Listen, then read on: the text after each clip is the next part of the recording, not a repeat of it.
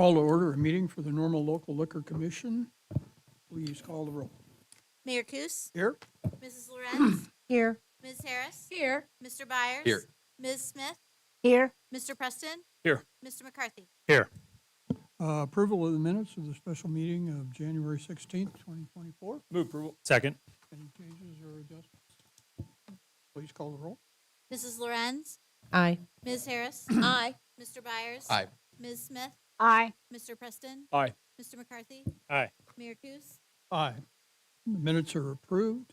We have two items tonight. The first is a complaint and citation for Hacienda Leon 2, furnishing alcohol to a person under 21 years of age. A stipulation, guilty plea, and settlement agreement was proposed, and for a fine of $250. As this was the first offense for this establishment, I entered an order on January 30th for a fine in the amount of $250, which has been paid. Move approval. Second. Don't need approval on that. Okay. That's more of an update. All right. Next item we do, 2023-24 liquor license application for FJC Hospitality doing business as Fort Jesse Cafe. Move approval. Second. This is an item for a Class D all liquor, on-premises liquor license. Is there discussion or comments? Please call the roll. Ms. Harris, Aye. Mr. Byers, Aye. Ms. Smith, Aye. Mr. Preston, Aye. Mr. McCarthy, Aye. Mrs. Lorenz, Aye. Mayor Kus. Aye. That motion, or that license is approved. Motion for adjournment, please. So moved. Second. Roll. Mr. Byers, Aye. Ms. Smith, Aye. Mr. Preston, Aye. Mr. McCarthy, Aye. Mrs. Lorenz, Aye. Ms. Harris, Aye. Mayor Kus. Aye. We are adjourned. On that meeting, anyway.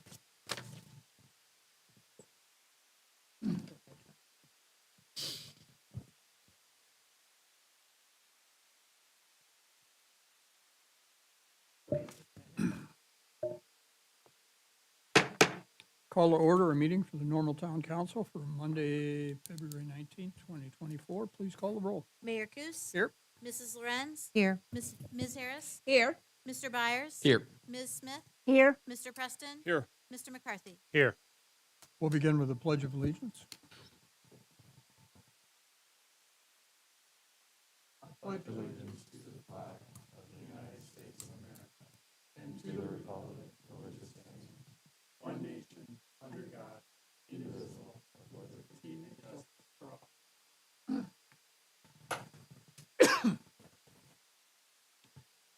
We don't have public comment tonight, do we? We have no public comment tonight. We'll go to the omnibus agenda items that will be taken with one vote unless a council member would like to pull an item for discussion. Approval. Move please. approval. Second. Items on the omnibus tonight are approval of the minutes of the regular meeting, council meeting of February 5th, 2024, a report to receive and file town of normal expenditures for payment as of February 14th, 2024, a resolution authorizing the filing of the town's amended community development block grant citizen participation program, a resolution to waive the formal bidding process and accept quotes totaling $99,416.02 from Dell for the purchase of computer equipment, a resolution approving continuing service agreements and hourly rates and direct costs for professional engineering and architectural services, which include Farnsworth Group, just to be sure on that, for various town departments. A resolution waiving the formal bidding process and approving the acquisition of furniture from Widmer Interiors in the amount of $42,903.95 through the Omnia Joint Purchasing Program and an associated budget adjustment, and a resolution waiving the formal bidding process and accepting quotes authorizing a contract with Stark Excavating Incorporated for a sanitary sewer service installation at 111 Merle Lane in the amount of $40,600 and an associated budget adjustment. Please call the roll. Mrs. Lorenz, Aye. Ms. Harris, Aye. Mr. Byers, Aye. Ms. Smith, Aye. Mr. Preston, Aye. Mr. McCarthy, Aye. Mayor Kus. Aye. We have no general orders tonight. We have two items of new business, the first of which is a presentation to council discussing lead service line replacement and changes in the Illinois EPA regulations. Thank you, Mayor. While Mr. Burkhart is joining us, I'll do a quick introduction. Coincidentally, for those that read local media newspaper this past weekend, there were a series of articles that pertain to this particular topic, which is lead service lines and EPA regulations and the impact on municipalities.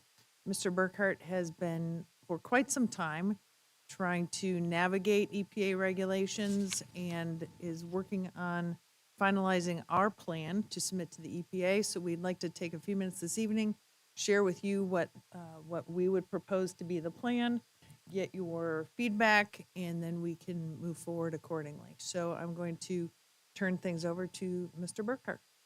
Thank you, Mayor, Council, and City Manager Reese. As City Manager Reese noted, there are changes with the lead and copper rule that has been in effect for, I think, roughly the past 30 years. So October 1st, 2024, the revised lead and copper rule takes effect. Part of those requirements are two, I say new documents. One we've been doing for a couple years, our service line inventory. We've been working on that since probably 2020. The EPA wants a list of the utility side as well as the homeowner side of every water service that's connected to the utility water main. To date, we've got about 18,172 service line connections. Of that, 7 connections are lead on the town side, and those same lead lines are lead on the homeowner side. On top of that, there's an additional 40 known lead lines on just the homeowner side. We've got our unknowns down to 69 unknowns on our side of the shutoff and 74 on the customer-owned side. So our goal is to have that completed by the end of this calendar year so that we know exactly what we have. Back in 2021, council approved a plan that would provide financing to homeowners that have a lead line on their side. The town will take care of replacing all of the lead lines on our side of the service at no cost to the customer, but that customer-owned side, they were replacing. They were to pay to replace. That program allowed for up to 3 years of an interest-free loan, so the town fronted the money for that service to be replaced, and then we would work with the homeowner on a repayment schedule, whether that was once a month, once a year, or just one time at the end of that 3 years. We would tailor that system to whatever fit their need. We thought it was a great program. Unfortunately, one customer has taken advantage of that plan to date. So with all the changes that are coming, our opinion, my opinion, is that the best approach is with roughly 50 lead lines in the system. The town has funds in the water department to just bear that brunt and replace them all. Our estimated cost to date is $450,000 to replace all of the lead lines. We had a couple water projects come in this year under budget, so we would take those funds from this year, carry them over to next year to replace the lead lines, and most or all of our water main replacement projects for next year, council has already awarded contracts for, and they came in under budget. So we would also use the savings from that, and again, just reallocate that for lead line replacements. Our goal is to have all lead lines replaced by the spring of 2025. I think we can have it completed before then, but to set a realistic goal is spring of 2025. Once that is complete, we would then move on to galvanized lines.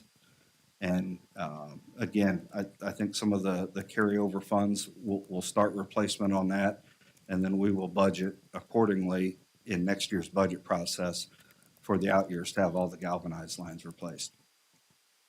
Our estimation to date is about $550,000 to replace those galvanized lines. So to replace roughly 100 lead and galvanized lines, we're estimating at about $1 million.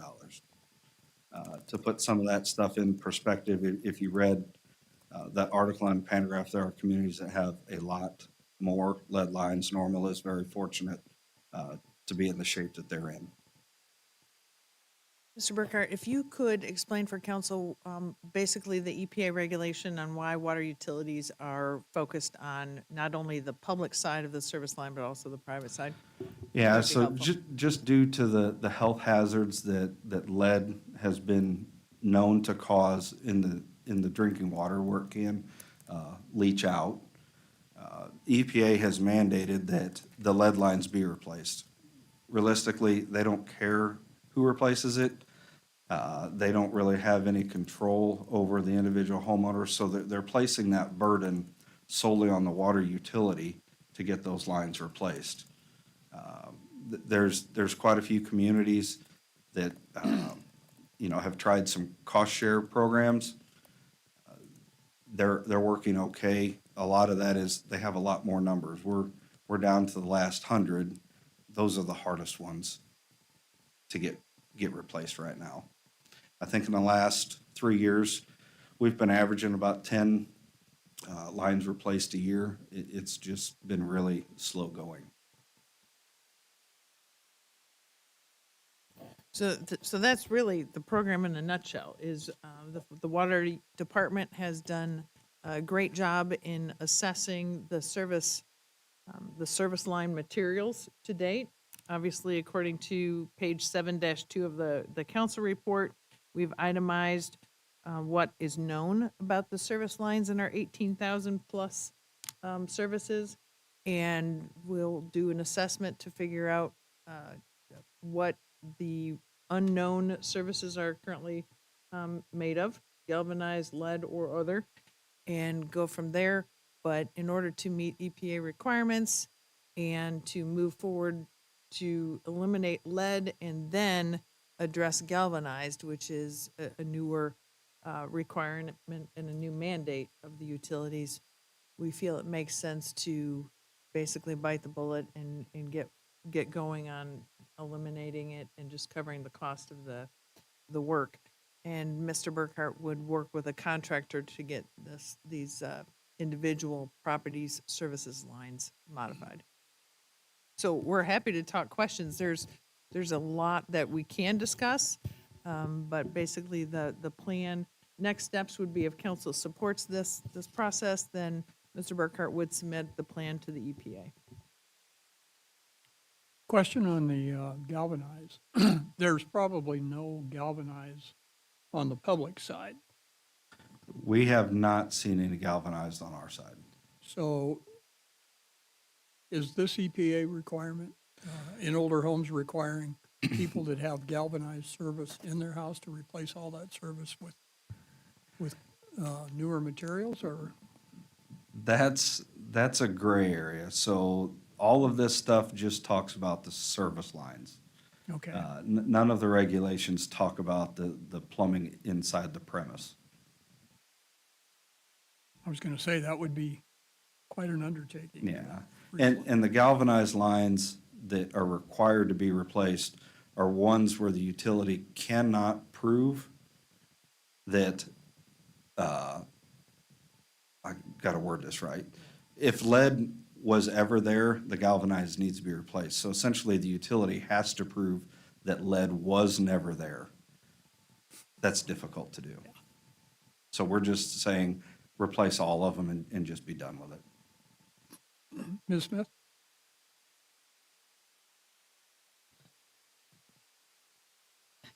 One of the features in the series that the Pantagraph ran yesterday was talking about how as communities seek to tackle this replacement issue, there's liable to be some issues with supply chain complications, as well as the possibility that the price will be driven up because of those supply chain issues. Do you think we're getting ahead of the curve if we tackle this year?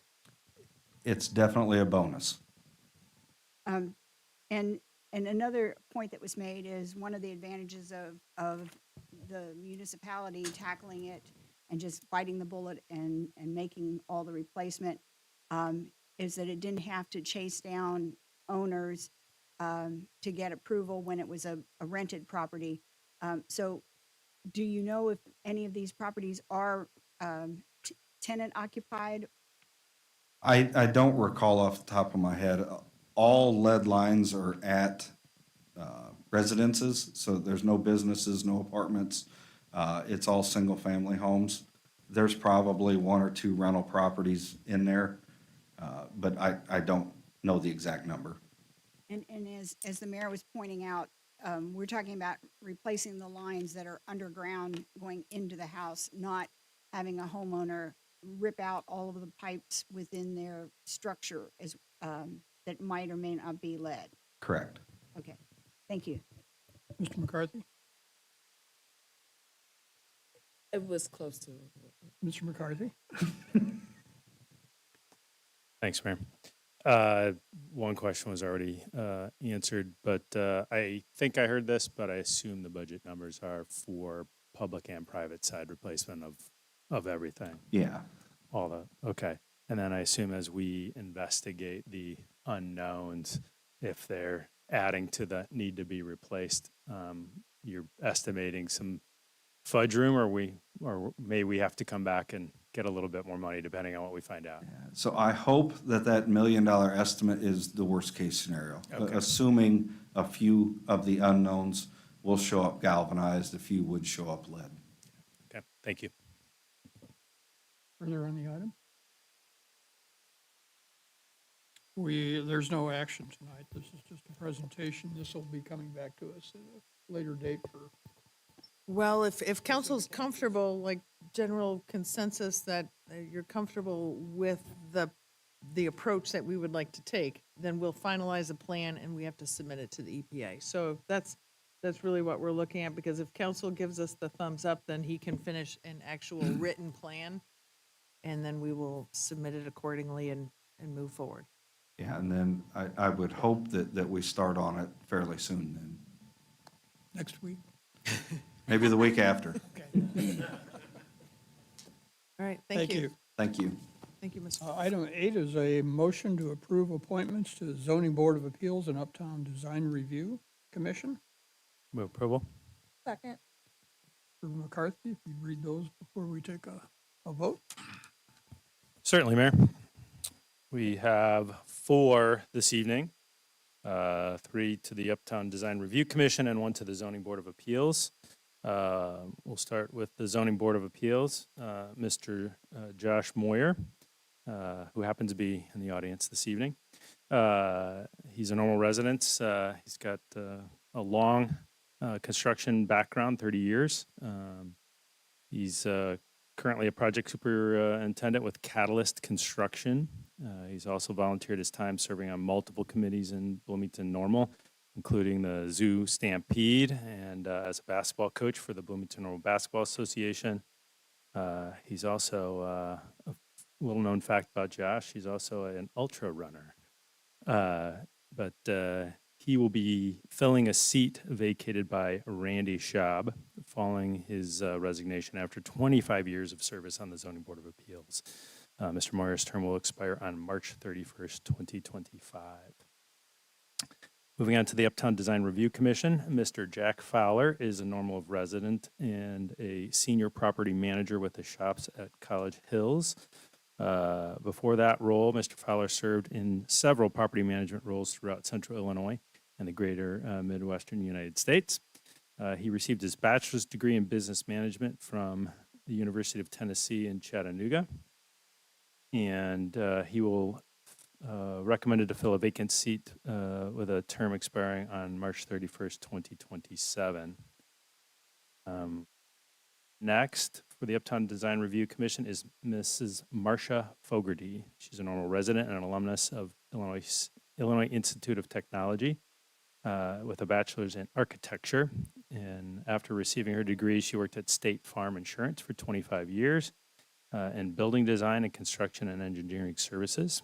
And she's now retired and serves on the board of the David Davis Foundation Board and on the David Davis Mansion Garden Event Commission. And she's recommended to fill a vacant seat, again expiring on March 31st of 2027. And our last appointee this evening is Mr. Stephen Monaco. He is a Town of Normal resident and a managing principal of Monaco and Company. He's a graduate of the University of Illinois at Champaign-Urbana with a undergraduate degree in architecture and a Master of Architecture and an MBA. He's a board member with CoreNet and a global CRE association, and previously was the HOA president when he lived in the suburbs of Chicago. He's recommended to fill Dennis French's seat, which expires on March 31st, 2024. And Mr. Monaco's term would expire on March 31st of 2027. Discussion or questions? Please call the roll. Ms. Harris, Aye. Mr. Byers, Aye. Ms. Smith, Aye. Mr. Preston, Aye. Mr. McCarthy, Aye. Mrs. Lorenz, Aye. Mayor Kus. Aye. That motion, those appointments are approved. Before taking the motion to adjourn to executive session, are there comments or concerns? Smith and then Mr. McCarthy. Lorenz. I just wanted to highlight that we had an action in our omnibus agenda about an update to the existing CDBG grant application. We are planning to submit a new application for 2025, and we will most likely begin that process with some surveys starting in April of this year, followed by some in-person sessions we had later on in the year. We had some wonderful participation for the previous grant, and I'm hoping to see that replicated, if not exceeded. So be sure to pay attention as we get the word out about that process. Thank you. Mr. McCarthy? Thanks, Mayor. I just wanted to share a little positive feedback with staff. Ms. Reese, I got at least a dozen people approach me since last Friday about the snow event and how excellent of a job crews did. I happened to be at an event where our Constitution Trail supporters and run community was on Saturday morning, and many approached me sharing thanks for the trail getting cleared and that they can always count on the town to be able to commute on it or ride their bikes or runs or whatever they use it for. So thanks to staff that were involved in that, and just passing that along. Ms. Lorenz? Thank you. I have a concern that I guess will turn into perhaps a request about the fast-moving e-bikes on the trail. This has been raised by a number of residents to me last summer and into the fall. And I forwarded those concerns, City Manager, to you in December, and you replied. In essence, and I'll just kind of paraphrase that, we're aware of the problem, but that up to this point, we don't feel like there's a whole lot we can do about that, I think was the gist of what I learned. I want to bring this up anyway, because I continue to hear more and louder from different people. Well, I have heard through the grapevine that perhaps there are some ongoing discussions with the Friends of Constitution Trail, and that would make sense. Hopefully that is happening. And then in January, I received a concern from someone who I would call a community leader who reached out both to me and to a Bloomington alderman, underscoring the point that, the trail does go through both Bloomington and Normal, and this is probably a combined issue for both communities. And then most recently, just last week, and along with Mr. McCarthy, we both received, to my knowledge, I don't know if anybody else did, from an email from the chairman of the Greenways Advisory Committee of the McLean County Regional Planning Commission. If you haven't received it, I'm happy to forward it individually to each of you. I think he makes some good points, and also requests that if there aren't discussions going on that, that their committee be included in those discussions, or maybe inspire new discussions as a body of people who oversee Greenway trails and such. So, so I will forward that email. I will also like to ask, and I guess this is my request, that perhaps we do convene or elevate the discussions that might be happening or could be happening with maybe a fresh perspective and maybe, you know, setting aside maybe some traditional mindsets and really maybe looking at this once again with a fresh perspective. I believe that as a person that draws a lot from the world around me in terms of sensing data points and so forth, I think that the universe is telling us to pay attention to this, as so many different messages have been coming just to me alone, like I said, from residents, from community leader, and then also from an organization. So I think the universe is telling us to maybe take another look at this. So that is my request. I will just add to that. This is a national problem. And there are hard issues to address on that, you know, whether it's an electric vehicle, an electric bike, an electric wheelchair. How do you regulate that without putting a small handbook of signs out on the counter? I recommend to staff that they reach out to People for Bikes, American League of Bicyclists, to get information, what other communities have ways of dealing with this, what people have found. It certainly is a problem. I've heard a lot about it. I think everyone has heard a lot about it. I know our Bike Ped Committee and Friends of the Constitution Trail are struggling with issues on that. And from what I hear from Friends of the Trail is something should be done, but, you know, let's not rush to judgment and do something quickly until we have a really good solution for that. And I think that's appropriate, not to discount anything you've said. It is a problem, and we're going to have to fix it. If I may, the Greenways Committee Chairman did offer a couple of reference points, City of Raleigh, North Carolina, and City of Fort Myers, who have tackled this. So it's a starting point. Yep. Further comments or questions? Motion to adjourn to executive session to discuss matters of litigation and personnel. So moved. Nope, Second. nope, not personnel, litigation and collective bargaining. Bargaining? That's personal. So moved. Yeah. Second, Second. please call the roll. Mr. Byers? Aye. Ms. Smith? Aye. Mr. Preston? Aye. Mr. McCarthy? Aye. Mrs. Lorenz? Aye. Ms. Harris? Aye. Mayor Kus? Aye. We are adjourned to executive session.